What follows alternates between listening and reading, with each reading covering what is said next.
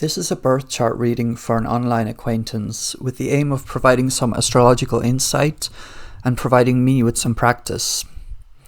Because I have previously struggled with completing this, and because I sometimes find it more productive to write out my thoughts, I opted to write my thoughts on this chart and then proceed to read it out for a recording, rather than improvising vocally like I have done before. Thank you to the owner of this chart for your interest and for allowing me to post it publicly on my channel. I will not go through every detail as that might be overwhelming for everyone, but I will try to touch on most of the things that stick out to me, hopefully giving you somewhat of a better understanding of the nature of your chart.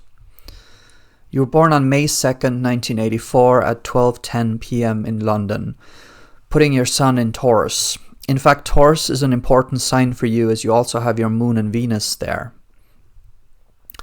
Taurus is often reduced to being patient, stubborn, and materialistic, among other things, but this only scratches the surface.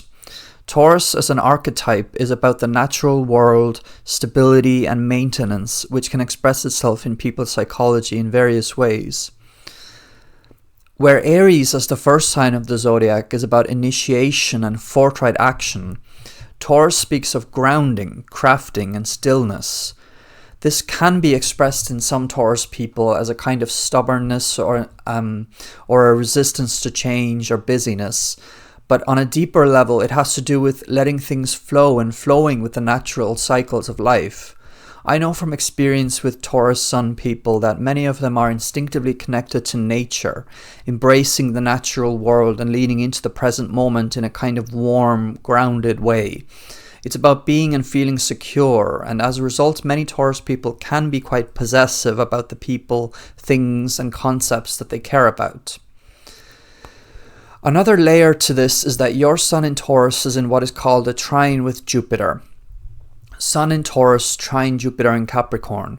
I would consider this to add another layer of earthiness and practicality, since both Taurus and Capricorn are earth signs. Trine aspects represent energies in us that flow naturally, with not much effort on our part. Sun trine Jupiter is a classic example of an aspect that represents open-mindedness, love of learning, and the willingness to expand further and further.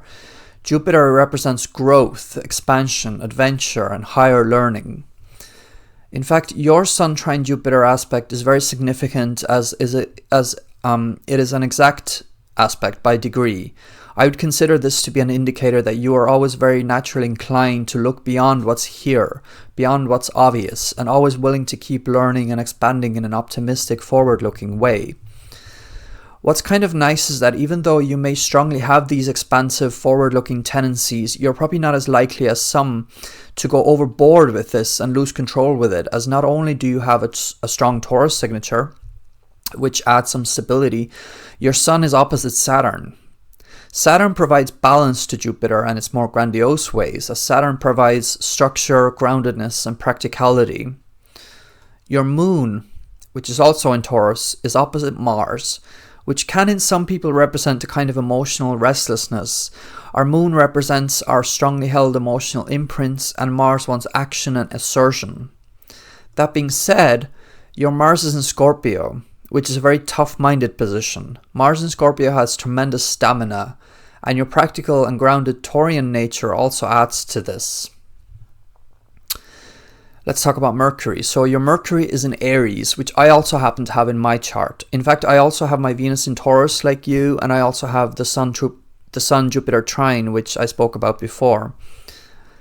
So Mercury in Aries adds some fiery speed and a fierce ability to make intuitive leaps in your thinking, perceiving, and communicative functions. Whereas Taurus is much more calm, grounded, and stable in nature, Aries pushes forward with enthusiasm. Mercury is about our mind, the way we think, perceive, and communicate, and having it in Aries can make one quite original and assertive in expressing our ideas. As someone with an Aries Mercury, I know from experience that I can often have sudden, original, and intuitive ideas seemingly from nowhere, and I tend to express them vigorously. This can obviously be a strength, but where people with the position might struggle is being more patient when communicating. and allowing enough space for other people's ideas. Aries as an archetype is often very attached to its own ideas and what it wants to do, and sometimes this needs to be tempered or balanced in some way. You may find that your Taurus positions might well provide such a balance. Another aspect that we happen to have in common is Venus opposite Pluto. Yours is exact by degree, so I would imagine it being quite a significant player in your life and psyche. I was just thinking about my Venus opposite Pluto aspect yesterday and realized that probably many of the issues that I've had with other people in terms of relating to them in friendships or other relationships or relating in general are represented by this aspect. Venus in aspect to Pluto is not easy when it comes to these things. And I will not pretend to know exactly where these things come from psychologically, but people with a Venus-Pluto opposition can often find themselves in interactions with people who are obsessive, manipulative, controlling, overly emotional, or maybe even just mysterious in some way. Or the Venus opposite Pluto person might take on those psychological roles themselves. I know from experience that I have played both sides, so to speak. The issue lies in owning your own power and allowing for relationships, friendships, and other interactions that have nothing to do with power. So allowing for relationships that don't have anything to do with power, mind games, or emotional manipulation. We often attract people and situations to us that reflect aspects of our own psyche. And Venus-Pluto people may be very striking, intriguing, and somehow powerful in their aura, which can intrigue others. And this can in turn, in some cases, lead to obsessive or overly emotional behaviors from either themselves or another person. There may also be power-related issues when it comes to finances or self-worth. In any case, these situations would ideally show or teach us something about ourselves and how to relate with people better, or how to relate to finances or self-worth better. Interestingly, we also have the aspect of Venus trine Neptune in common. This is an aspect that I really enjoy having, as it represents an almost mystical, otherworldly connection to things like music, film, photography, deep union with others, or anything else that reminds us of our connection to something higher, you could say. The trine is a flowing aspect that comes very naturally to us, so we may be unusually in tune with music, nature, or the people we love. I would consider it as a graceful, higher union with these things. It may also point out our tendency to be dreamy or get carried away in fantasies at times, so the challenge lies in distinguishing between fantasy and reality. Although I will add that this issue would probably be more pronounced in people with a more challenging or tense aspect between these two planets, rather than a trine. Your rising sign is Leo, so your immediate worldview might be colored by gregariousness, pride, or in some cases performance or being performative. People may see you as a proud lion, so to speak. Leo is the lion. And you may be on a personal mission to express yourself in the full grace of who you are, and also inspire others to express themselves. The sign Leo is sometimes reduced to being proud, attention-seeking, or selfish, but on a deeper level, it's about owning who you are, expressing that, and inspiring others in the process. However, your Scorpio Saturn is in what is called a square aspect with your Leo rising, which can add more seriousness to the immediate personality. Interestingly, Leo can be quite a light expression of energy at times, whereas Saturn as an energy is quite stern, serious, and rule-oriented.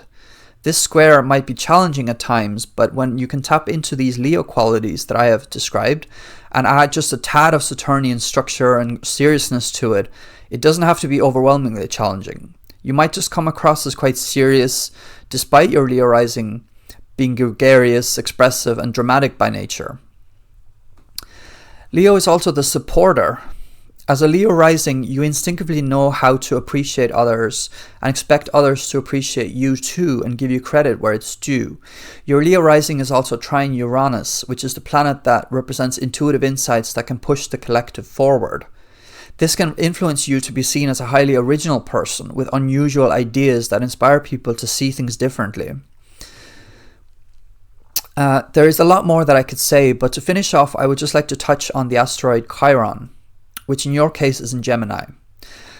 Chiron represents our most sensitive spots, the part of us that feels like an open wound. Chiron in Gemini would suggest that this sensitive spot of yours has to do with Gemini themes such as communication, thinking, and perception. You might find yourself having various kinds of sensitivities in these areas, meaning that you may feel hurt and insulted when people touch on these topics in relation to you or even in relation to someone else. It suggests that you have a strong sensitivity to how people think, perceive, speak, and express their ideas, especially verbally. Some people with a Gemini Chiron may feel that they are not a good enough communicator, or that they may have a hard time getting their many thoughts and ideas across. And as this is a sore spot for you, you may also notice when others are in similar situations and may be inclined to help or support those people. This is as much as I feel I can speak of this chart at the moment without overwhelming myself or anyone else. There's definitely a lot more that I could have touched on, but please feel free to ask any questions you should have, if you should have any, and thank you for your interest. If you're listening to this and found it interesting, please consider subscribing and leave a like as well. Thank you.